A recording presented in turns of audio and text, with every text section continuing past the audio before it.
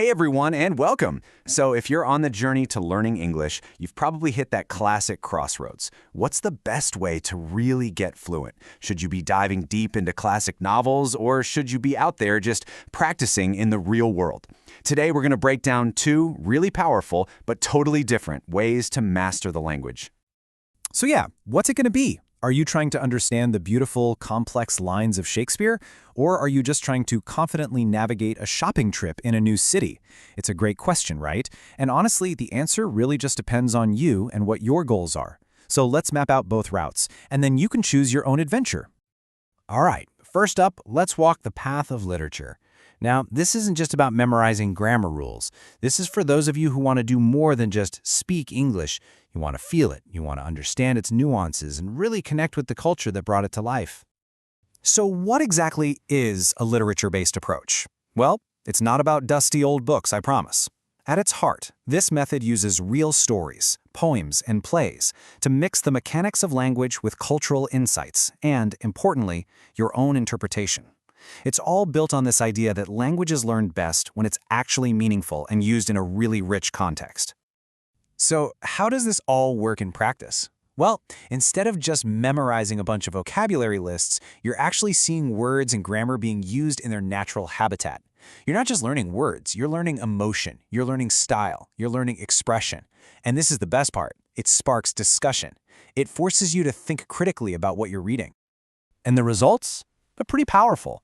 I mean, instead of just learning the word sad, you start to understand the difference between melancholy, somber, and despondent. You see, you're not just reading a story, you're analyzing why characters do what they do, and you're gaining this deep literacy in both the language and the culture behind it. Okay, let's totally switch gears now. What if your goal isn't really academic analysis? What if it's just ordering a coffee with confidence, or getting through a business meeting? Well, that brings us to our second path, the path of practice. This one's called the situational communicative approach. And honestly, the name kind of says it all. The whole focus here is on practical, real-life language. It actually shares a key idea with the literary path that you learn through meaningful use, but its realistic context is the street, not a storybook. The learning process here is super direct. First, you get the context. You're at the airport. You're in a restaurant. Then, you focus on the function. What do you need to do? You need to order food, you need to ask for directions, you practice through real conversations, and you use all your skills together, listening, speaking, all of it, to complete tasks that are just like real life. And here's the magic of this approach. The immediate payoff. The phrases you learn in the morning, you can literally go out and use that afternoon. That instant usefulness, it's a huge motivator. It builds your conversational confidence, one real-world interaction at a time. All right, so we've seen both paths. Now, for the fun part. Let's put them side by side and create a little scorecard to see how they really stack up against each other. When we look at the advantages, you can see the divide so clearly. The literature path, that one offers depth. You get rich language, critical thinking, cultural enrichment. The real-world path, on the other hand, it's all about utility. It's practical, it gets you functionally fluent, and it's fantastic for building confidence right from day one. But of course, neither path is perfect, right? Literature can be way too complex for beginners, and it might not teach you the simple phrases you need to, navigate a train station. On the flip side, the real-world path can lack that stylistic richness and might not push you to learn more advanced grammar.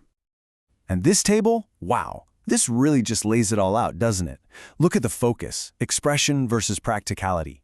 And the language, rich and complex versus simple and functional. The relevance, indirect versus direct. This table is everything. Are you aiming for academic excellence or for everyday communication? Your answer right there points to your path. So, with that comparison in mind, it's time to make this personal. This next section is all about helping you decide which of these paths is the right fit for your English learning journey. It's really the ultimate question, isn't it? There's no single best way to learn. There's only the best way for you. So let's take a look at the kind of person who would really thrive on each of these paths. Okay, you should probably choose the path of literature if you're already at an intermediate or advanced level. If your main goal is deep academic growth, if you just love digging into texts and exploring culture, and if you want to develop a truly sophisticated command of English, this is definitely your route. On the other hand, the path of practice is going to be perfect for you if you're just starting out or if your main goal is just practical communication for work or travel.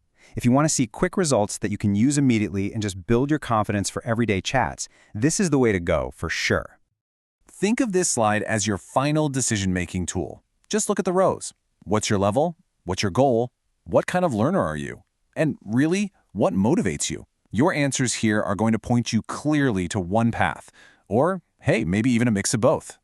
So there you have it. The map is all laid out. One path leads you into the rich, deep forests of literature. The other takes you to the busy, practical streets of everyday life. Neither one is better than the other, but one is probably better for you right now. The only question left is, which direction are you going to take first?